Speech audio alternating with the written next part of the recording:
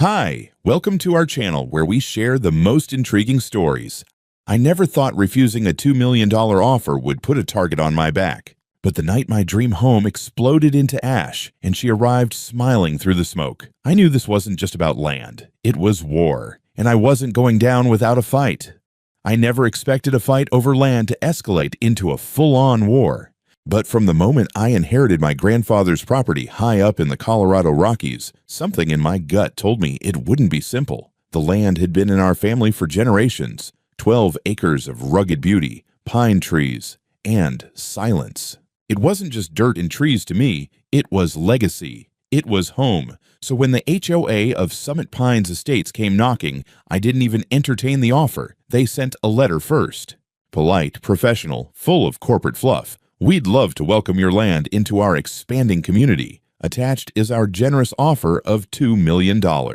I didn't even finish reading it. I threw it in the trash next to an empty pizza box and went back to my CAD plans for the house I was building. I wasn't just putting up a cabin. I was building my dream, solar-powered, off-grid capable with reinforced steel framing, rainwater collection, and panoramic mountain-facing windows. I didn't want to flip it. I wanted to die in it someday, preferably of old age with a cigar in my hand and a dog at my feet. Then Karen Devlin arrived. I didn't know her name that first day. I just saw the white Escalade kick up a cloud of gravel as it rolled up my driveway like it owned the place. She stepped out wearing hiking boots that had never touched mud, a beige scarf slung over a pastel blouse, and sunglasses that probably cost more than my truck. I paused the nail gun and walked over, wiping my hands on my jeans. "You must be Brent," she smiled, though it didn't reach her eyes. "Karen Devlin. I'm president of the Summit Pines HOA," I nodded. "Not a member." She laughed like I had just made a cute joke.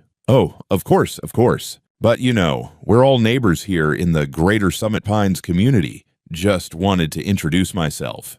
"Bring a little welcome basket." She handed me a bag filled with overpriced trail mix, soy candles, and a glossy brochure titled Summit Pines Vision 2030. "You're welcome to visit," I said. "But just to be clear, this property isn't part of any HOA. It never has been. My grandfather made sure of that when he refused to sell back in the 80s. Her smile twitched. "Right. Yes. A bit of a holdout, I suppose. No offense, but we call that independent." That was the first visit. There were 4 more over the next 6 months, each one colder than the last. She brought a lawyer on the second trip. On the third, she casually mentioned that the HOA had rights of interest in surrounding parcels.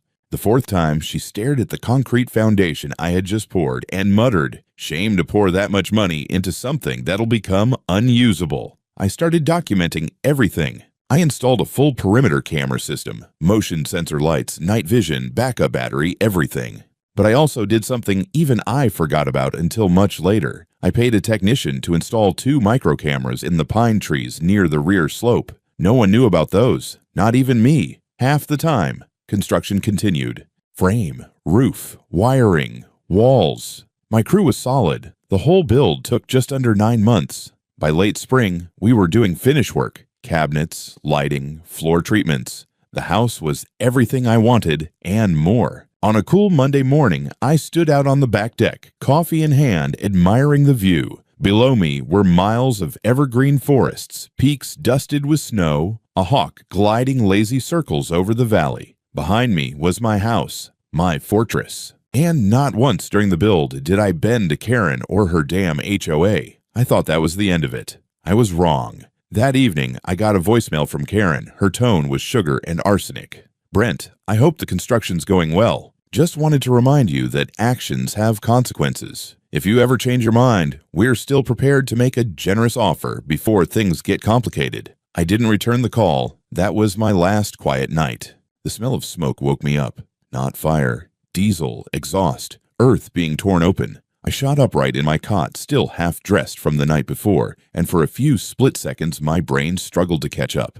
I grabbed my boots and stumbled outside. It was gone. Not missing a window, gone. Not someone broke in, gone. The house, my house, was a goddamn crater. Twisted steel, shattered trusses, piles of crushed lumber, splintered beams, glass glittering like ice in the dirt. It looked like a bomb had hit it, but there were no sirens, no smoke, no flames, just silence. A silence so complete it rang in my ears. My legs buckled and I dropped to my knees on the gravel. I stared at the ruins like a man watching his own grave being dug. I couldn't breathe, couldn't move, couldn't think. Then instinct kicked in. I scrambled for my phone and pulled up the camera app. Nothing. Every camera on the house system was offline. No feeds, no recordings, just a generic device disconnected screen. I tried the security panel app. Last event, system disabled at 3:06 a.m. My stomach twisted. I switched to the off-site backup server. Gone. Wiped clean. No motion alerts, no footage, no alarm. I had a redundancy system that could survive lightning strikes, and someone had just erased it like a chalkboard. And that's when the black Jeep pulled up. Big, shiny, with smoked windows. It crunched to a stop about 30 feet away. The door opened, and out stepped Karen Devlin. She was in heels this time. Heels. On gravel. She looked around like she'd just arrived at an art exhibit she didn't care for. "Well," she said, slowly stepping toward me, "that's unexpected." I didn't answer. I couldn't. She scanned the wreckage, then looked back at me with a rehearsed mixture of concern and smugness. "Brent, did you change your mind about the build and decide to clear the lot?" "Honestly, probably a wise move. This area is not exactly viable long-term. Too much slope, liability issues, erosion, dangerous wildlife." She was pretending, standing there with her hands folded, acting like she hadn't just flattened my future. "What the hell did you do?" I managed. My voice sounded hollow in my throat. Karen tilted her head. "Excuse me? My house is gone, and you're here within 10 minutes of it happening. What did you do, Karen?" Her eyes narrowed ever so slightly, just for a blink. Then her expression softened again into mock sympathy. "Brent, if something happened here, I had nothing to do with it. Maybe the contractor made a mistake. Demolitions happen all the time when permits aren't in order." I took a step toward her. "You threatening me all year, calling me at night, showing up with your thugs. And now my house is rubble and you're playing dumb." She sighed.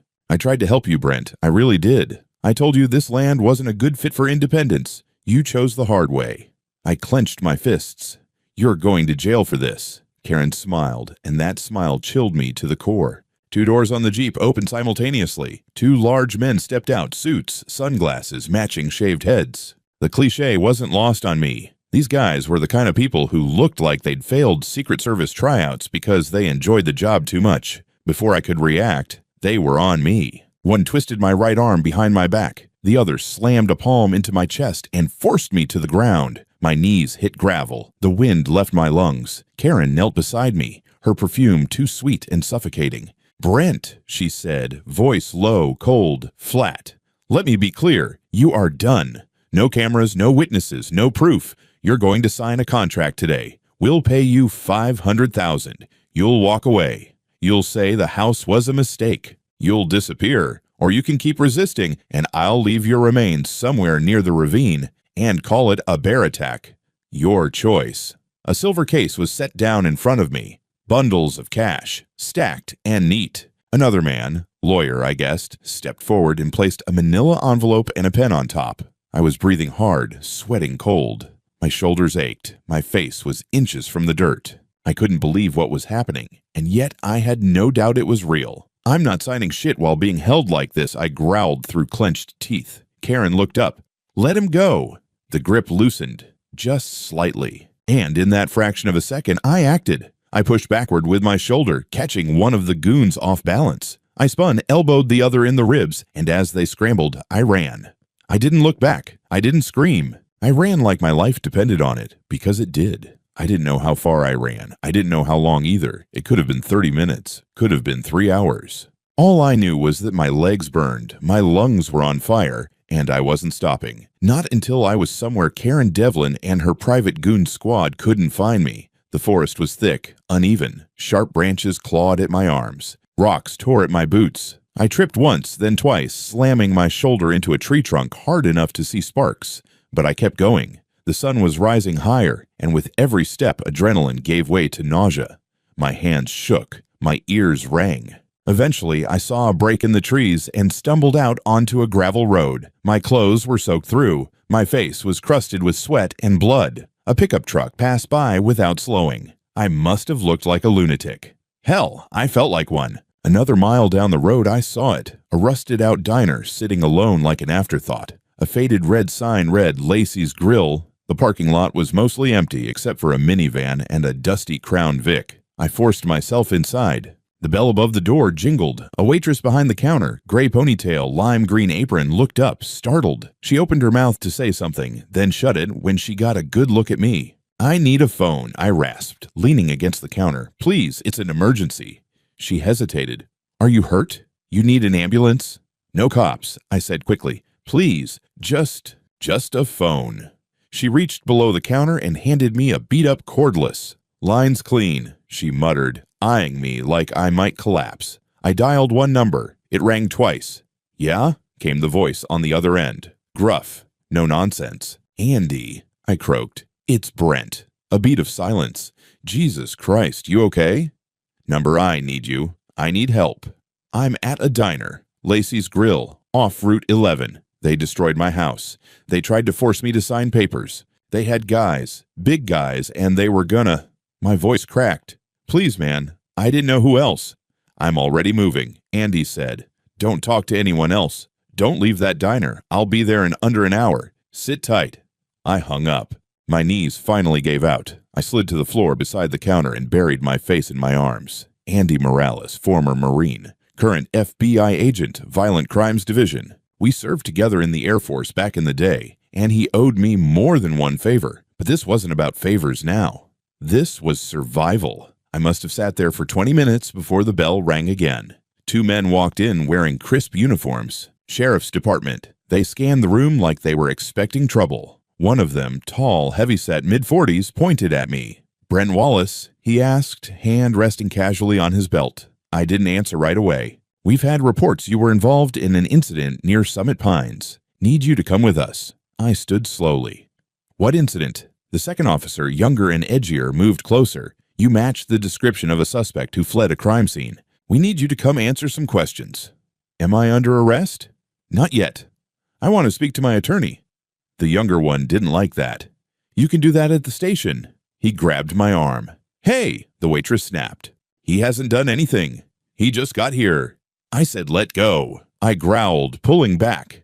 That's when they snapped. In a flash, I was slammed face first against the counter. Cold metal clamped around my wrists. I shouted. Customers started yelling. One lady pulled out her phone to record. "You're under arrest," the older cop said, as if this were routine, resisting obstruction trespassing. "On what property?" I spat. "I own that goddamn land." They didn't answer, just started dragging me toward the door. Then headlights lit up the windows. A black SUV skidded into the parking lot. Doors flew open. 3 men in dark suits jumped out. Andy was first through the door, flashing a badge so fast it looked like a weapon. "Federal agent," he barked. "Let him go. Now." The deputies froze mid-step. "This man is in our protective custody. You just laid hands on a federal witness in an open case. Congratulations. That's obstruction, excessive force, and unlawful detention." One of the cops stammered. "We were told he's wanted. We got a call." "From who?" "Karen Devlin? Do you know who the hell you just assaulted?" Andy stormed over, ripped the cuffs off me, and shoved both deputies back. Then he turned to me and said, "You okay?" I nodded, barely. He looked at the waitress. "You got cameras?" She nodded. "Whole place." "Good. We'll need the footage." He turned back to the cops.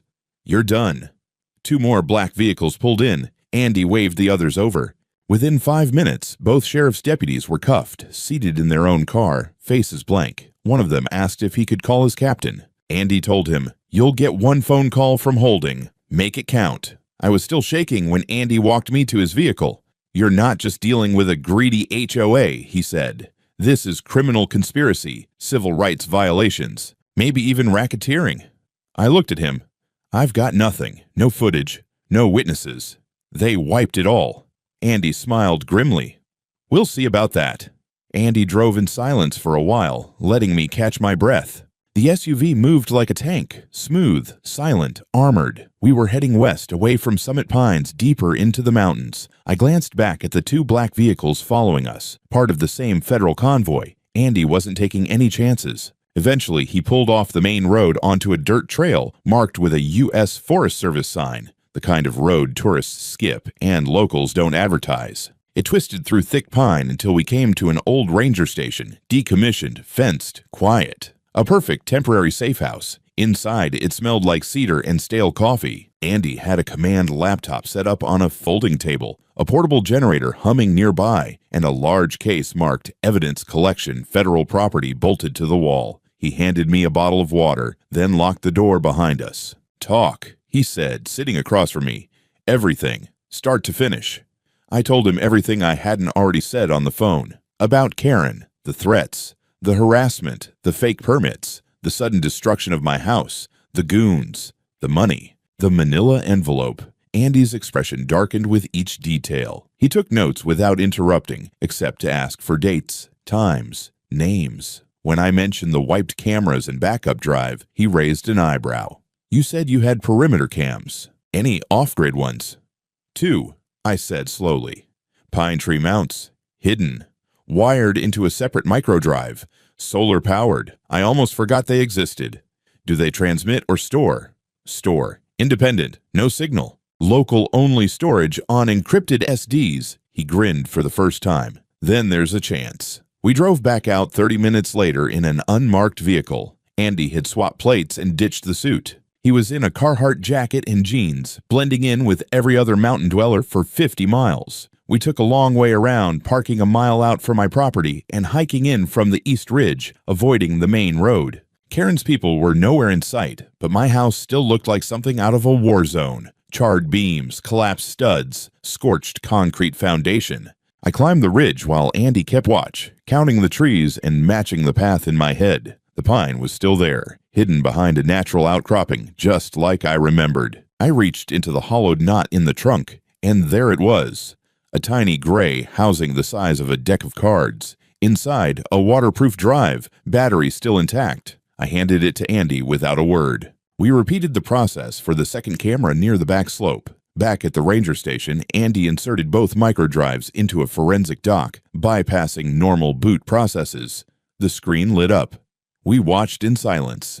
There they were. At 3:06 a.m., a convoy of vehicles crept onto my property, one black truck with no markings. Then another. 4 men, 2 carrying shaped charges, advanced toward the house's foundation.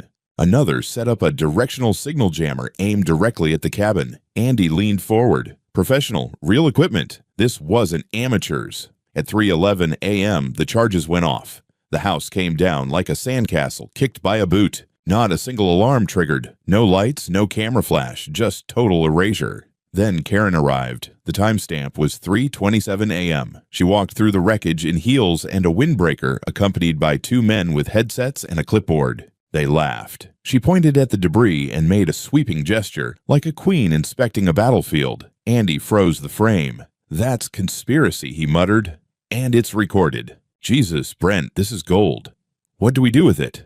He didn't answer immediately, just stared at the screen, jaw tight. Then he picked up his phone and started calling. Over the next few hours, the cabin turned into a war room.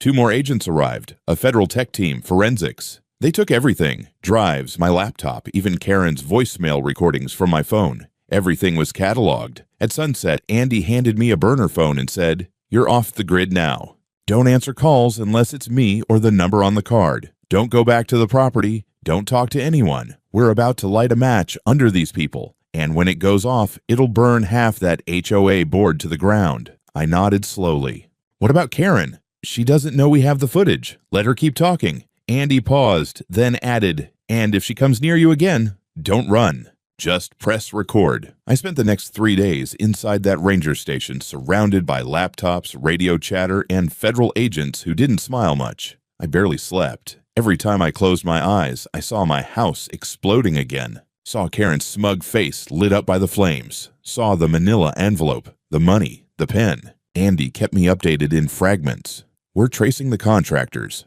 A judge approved a sealed subpoena." Her phone pinged at 3:26 a.m. He never stopped moving, never looked uncertain. But I could tell this case was getting bigger than either of us expected. On the 4th morning, he finally said it out loud. "She's not just a lunatic with HOA power," he said, over instant oatmeal. Karen Devlin's name is tied to 4 different LLCs, 3 PAC donations, and 2 shell contractors that don't even have real staff. This is organized. I think she's part of something way nastier than suburban politics. That same afternoon, a breakthrough landed like a bombshell. One of the agents, Marcus, stormed into the station holding a laptop like it was radioactive. "You need to see this," he said. The screen displayed a live server dashboard, private, hidden behind 3 VPN layers, buried on a domain only accessible with a rotating password. One of Karen's construction firms had been uploading reports, daily logs, payment slips, property maps, even intercepted emails between HOA members and a shadowy operations lead. "Look at this one," Marcus said, opening an email. The message read, "Subject, Brent Wallace. Solution approved. No further resistance expected post-demo. Contract buyout offer prepared. Ensure full blackout during operation. Disappear cleanup crew by 0600. I stared at the screen, numb. "They planned it all," I whispered. Andy nodded grimly. "And someone higher up greenlit it." We spent the next 24 hours assembling the federal case. Karen wasn't just running the HOA. She was laundering money through HOA funds, bribing local inspectors, and using demolitions to force land transfers. My cabin was just one of many problem properties that resisted absorption into their master plan. At sunrise, Andy made the call. "We move tonight." But I couldn't sit still. "Let me come," I said. "I want to see her face when it drops." Andy frowned. "Not safe. If she senses anything off, she'll run." "Then let her look me in the eye one last time before the cuffs go on." He didn't answer right away, then finally gave a single nod. That night, I wore clean clothes, shaved, and put on the same denim jacket I wore the day I bought the cabin. It felt like armor. We arrived at the Summit Pines HOA headquarters at 7:58 p.m., a sleek building that looked more like a bank than a neighborhood office. Lights were on inside. Karen's car was in the front, spotless as ever. Andy went in through the side with his team. I walked in the front door. Karen was there in the lobby, holding a glass of white wine, laughing with 2 board members. She turned and saw me. Her smile vanished like a switch had been flipped. "Well," she said, ice forming in her voice, "you're bold. I'll give you that." "Bold enough to survive what you did to me," I said quietly, "and smart enough to not come alone." She blinked. Then the side doors burst open. 8 agents flooded in, weapons drawn but pointed down. Karen dropped her wine. It shattered on the tile. "You are under arrest for conspiracy, destruction of property, racketeering, attempted coercion, and obstruction of justice." One of the agents read as he cuffed her. "You have the right to remain silent." One of the board members tried to slip away. Andy cut him off at the elevator and threw him face first into the wall. Karen looked at me as they pulled her away. "This isn't over, Brent," she hissed. "You don't know who I work for." "Neither do you," I said. "But they know who you are now." The agents led them out one by one. The HOA headquarters was turned upside down within the hour. Laptops were seized, paperwork confiscated. Every shred of evidence was cataloged and bagged. By midnight, the place was empty. Andy stood with me in the parking lot looking up at the stars. "That was satisfying," he admitted, "but we're not done. There's still layers to this thing." I nodded slowly. "Then let's keep digging." Karen's arrest hit the town like a thunderclap. By sunrise, local news outlets were circling the Summit Pines development like buzzards. The headlines wrote themselves, "HOA President Arrested in Federal Racketeering Probe. Luxury Community Tied to Demolition for Profit Scheme." Her mugshot went viral in under 4 hours. Hair frazzled, eyes wild, still wearing her precious pearl earrings. The same ones she wore the night she tried to buy me off. But Andy was right. This wasn't over. By midday, 2 county inspectors had turned themselves in, cutting deals to avoid indictment. They admitted they'd signed off on fake permits and ignored safety violations in exchange for monthly consulting fees that traced back to one of Karen's shell LLCs. Andy's team worked around the clock. The data pulled from the HOA's servers unveiled a web of corruption that went deeper than we expected. Dozens of properties, false fines, fabricated violations, families who'd been forced out under threats or fraudulent liens. And behind it all, Karen and her mysterious operations lead. That's where things got weird. We traced the IP addresses used for the encrypted communications, nothing local, all routed through servers in Virginia, then Singapore, then Arizona. The email signatures were scrubbed. Even the domain registrars were fake. Andy called in favors from his old cybercrimes unit. They cracked open the metadata of one buried attachment, and it led us to a quiet office suite in Tempe, Arizona, registered to a company called Miravector Holdings. It looked like a logistics firm on paper. But digging deeper, we discovered it was a front for a real estate investment trust that had quietly acquired hundreds of parcels across the Southwest, many through HOA-led foreclosures, forced buyouts, or eminent domain deals. Miravector was laundering the properties through shell buyers and flipping them to developers tied to political donors. Karen wasn't the architect, Andy muttered as he stared at the whiteboard in our safe house. She was just the executioner. 3 days after the arrests, I was taken to a secure facility in Denver for a debrief with DOJ prosecutors. The conference room was like a war room. Maps, names, photos, financial trails pinned across the walls. They asked me to recount everything again, this time for the record. I did, carefully, methodically. They asked if I'd be willing to testify. I'll testify in front of Congress if it means this never happens to another person, I told them. They liked that. I was placed under federal protection, new phone, new address, and for now, no return to my land. Too hot. The media kept circling like wolves, but I stayed out of sight. Andy said they wanted to control the narrative until the indictments were filed. Then, late one night, Andy knocked on the safe house door. He looked grim. "We found something else," he said. "Karen's gone quiet in holding, not talking. But someone paid her bail." "What?" I shot up. "She's out?" "Not for long," he said. "Her charges were federal, but the bail was posted through a back channel, private surety bond, anonymous. She walked out 2 hours ago, and then disappeared." I stared at him, stunned. "They'll come after me," I said. "She'll come after me." Andy nodded. "We've already requested her GPS monitor and passport flag, but whoever's backing her has deep pockets. This just escalated." The next morning, I got proof of that. An unmarked envelope was slid under the safe house door. Inside, a single Polaroid photo of me, taken through the diner window the morning I'd called Andy for help. On the back, one sentence was written in block letters.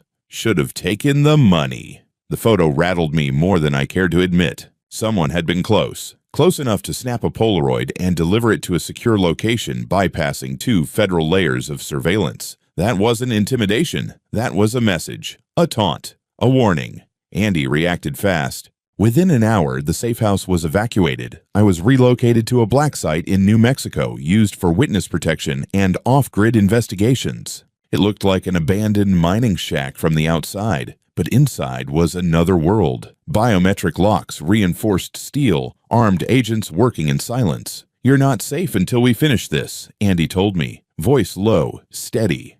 "And Karen's not acting alone."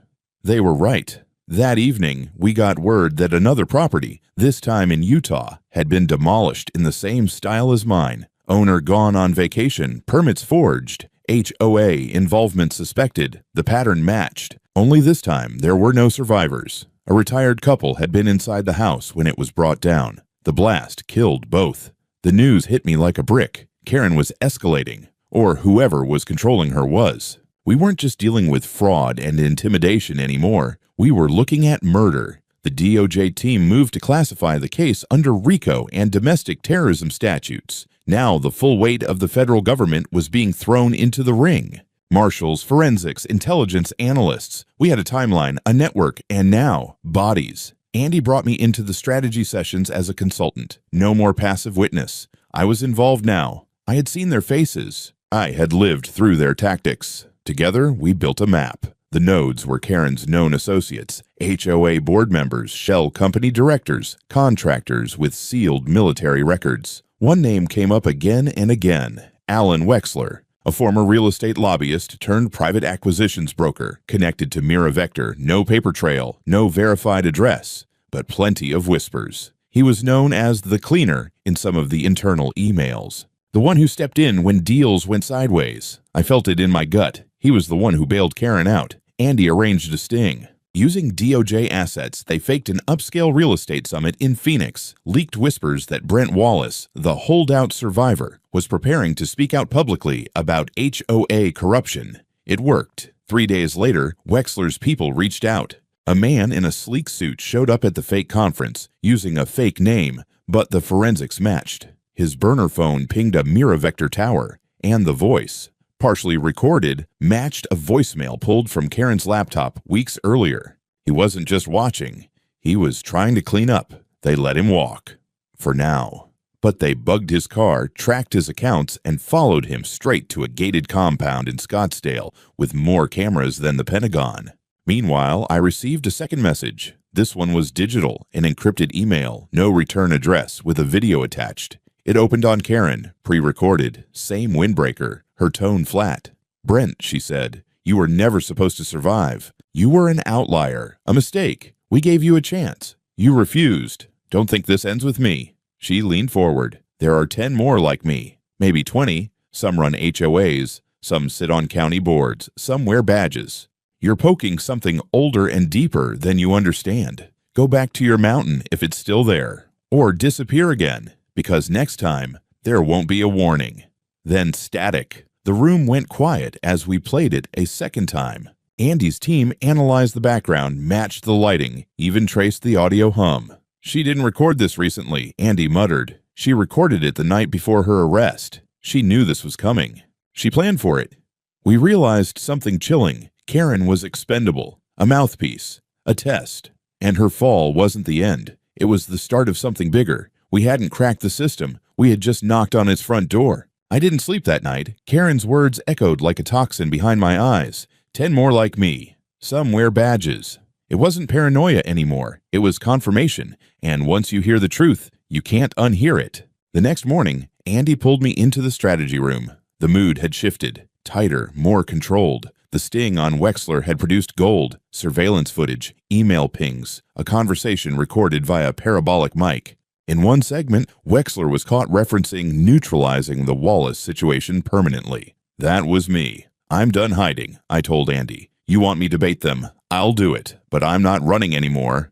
He didn't argue. He just nodded. The DOJ gave us a green light for a controlled operation. I would appear live via a federal protected media outlet, giving an exclusive interview about the demolition attempt, the corruption inside HOAs, and my intention to name names. All of it was coordinated. A trap, one last lure. The segment went live that evening. I sat in a dark studio, face lit from the side, identity partially obscured, voice digitally modified. I spoke calmly, methodically, with just enough detail to sound credible and just enough fury to make it personal. "I won't be silenced," I said into the camera. And I'm not the only one. The trap worked. Within 12 hours, someone broke into a secondary DOJ server. They tried to wipe our files, but the entire thing was fake. A honeypot. We traced the attack back through 5 proxies. And the final link. A private data center in Flagstaff, owned by an affiliate of Miravector Holdings. Warrants flew. By nightfall, SWAT teams surrounded the data center and a Scottsdale compound tied to Wexler. Arrests followed. Servers were seized. One man tried to escape with a USB drive duct taped to his leg. Another tried to destroy a wall safe with a sledgehammer. Too late. Inside the compound safe, we found a black notebook, handwritten. Inside were lists, addresses, code names, financial flows, HOA zones marked in red, and next to one entry, Wallace, terminated attempt failed, relocation planned, pending budget approval. Budget. As if murdering me was just a line item. The notebook was real, and so was the conspiracy. Over the following week, indictments rained down. Karen, rearrested on federal conspiracy charges, was denied bail this time. Wexler was named in a 32-page criminal complaint. 7 other HOA officials across 3 states were taken into custody. 3 had tried to flee the country. The DOJ held a press conference in D.C. I watched it from a hidden location, jaw clenched. An unprecedented conspiracy. The Attorney General said, private entities weaponizing homeowners associations as tools of coercion, fraud, and displacement. Let this case be a warning. They didn't say my name, but I saw my cabin on the screen behind them, what remained of it. And that was enough. I returned to Colorado 2 weeks later. The road had been cleared. The air was sharp with pine and silence. When I stepped onto what was left of my land, I found a single stake in the ground stuck near the ashes. On it, a red tag. Property pending investigation. The irony made me laugh out loud. Andy called that night. He sounded different. Tired. "It's not over, Brent," he said. "You hit something big. You set off a chain reaction, but don't think they're done.